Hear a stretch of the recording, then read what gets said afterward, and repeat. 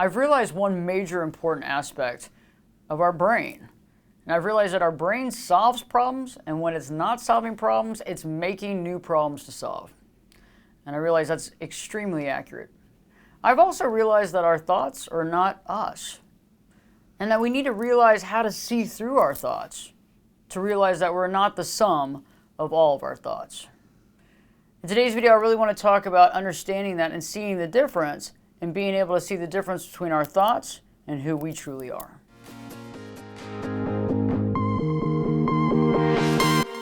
Hi friends, glad to be back today. And today I really want to talk about the brain, but I want to also talk about thoughts and how our thoughts are not us.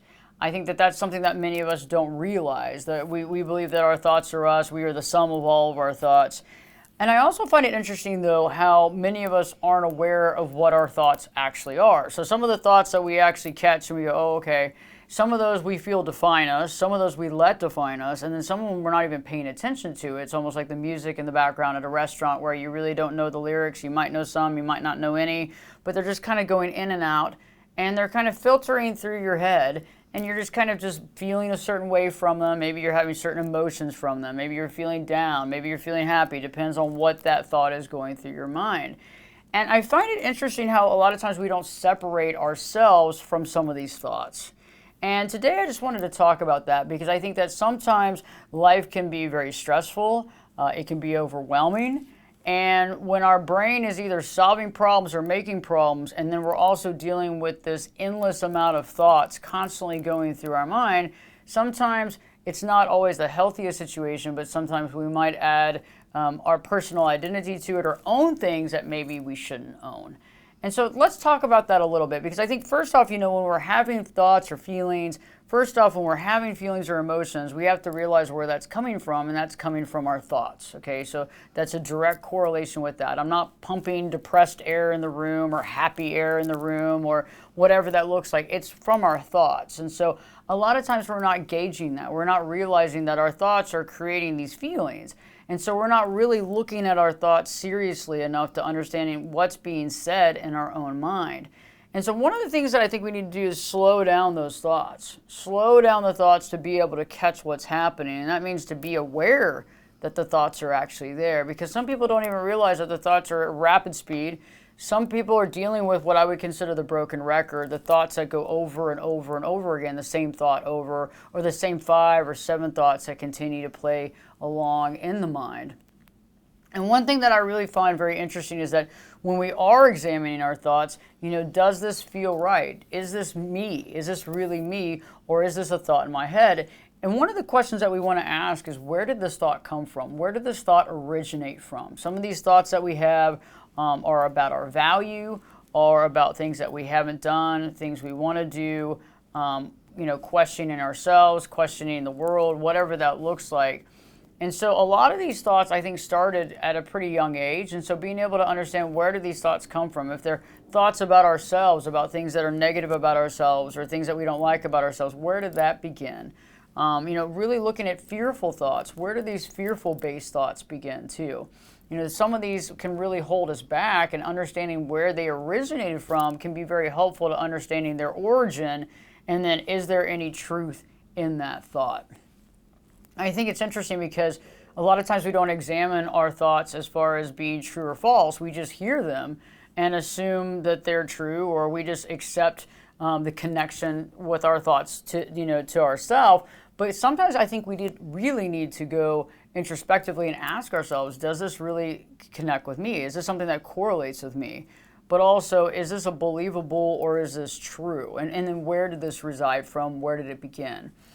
Because I find it interesting, too, that when we're trying to work to be in the moment, which is really a helpful concept in having clarity in the moment, is like when you're actually being in the moment, like, doing an activity, whether it's, active meditation or yoga or washing the dishes or driving your car, is like trying to get back in the moment where your brain is not going a mile a minute and trying to focus on the activity of hand and being in that moment.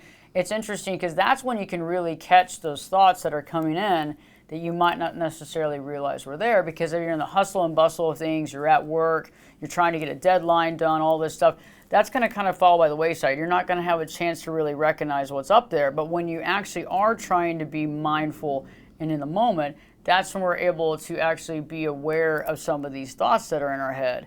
And you're going to also be aware of any broken record, any of the reoccurring thoughts, but you're also going to be aware of the speed of thought, which I think is interesting because many people don't realize that many thoughts are going through their head at that exact time. I also think it's interesting to be aware of that record in the mind and also be aware of what the record is saying so we can go back and analyze, why is this going through my head? And the best way to do that is to do what I call a journal dump, which is anytime you're feeling anxious or overwhelmed, is getting out that journal and just writing everything that comes to mind in that 5 minutes. But if you can write it all out and then begin to look back at those writings, now you're not thinking about spelling everything right and all that stuff, just writing out the thoughts and then being able to look at the thoughts, what thought comes before the next thought, what comes after the next thought, and how those come together. But the biggest thing about understanding that is you can understand how your brain works, how these thoughts kind of come together, but also realizing that you are not your thoughts, trying to separate that. Because when we're owning all these thoughts, we can get depressed, we can get sad, we can get overwhelmed, we can get fearful. And it's just being able to see how that brain is working. That brain is an organ, and that brain thinks. It creates problems and makes problems, remember. So if there's no problem to be had, that's different. But I think that a lot of time the brain is trying to create that. So it's taking certain ideas and concepts and thoughts and putting them together to create an outcome that might not necessarily have any logic or any sense of reality.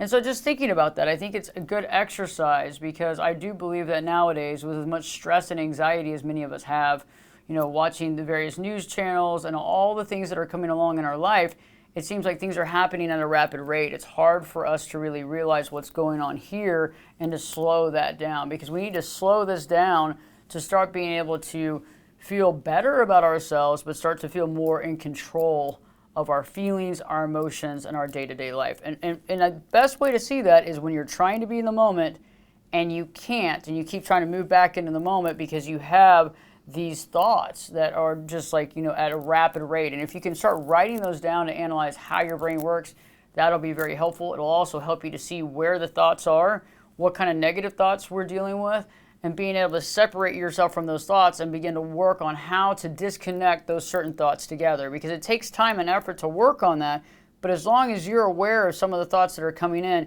you can begin to see maybe some of the origin, but also realizing maybe some of the negativity, or maybe why there is some procrastination in your life, maybe why you are feeling fear, and being able to see that the thoughts are the origin for most of this. And so this can be very powerful, and also it can help you to be able to see, okay, this is what's going on in my brain. Now let me begin to work to slow those thoughts down and also analyze where they started from, because some of these old school thoughts that are keeping us held down began at an early age. And if we can realize that origin, we can begin to question the reality of that thought and begin to take apart those thoughts so that we don't have that holding us back in our current day situation. I hope that this content has connected with you and at least given you some food for thought when it comes to our thoughts versus ourselves, because we're not just the sum of our thoughts. Some of our thoughts are very fleeting and even negative or fearful in nature, and we don't necessarily need to own those as our truth. In the comments section, let me know if this is something that you've been working on, because once we're able to really figure out what we're thinking and start augmenting those thoughts and start controlling that a bit, we can start also changing our emotions and start feeling more calm and more at peace. In the meantime, don't forget to live your true life.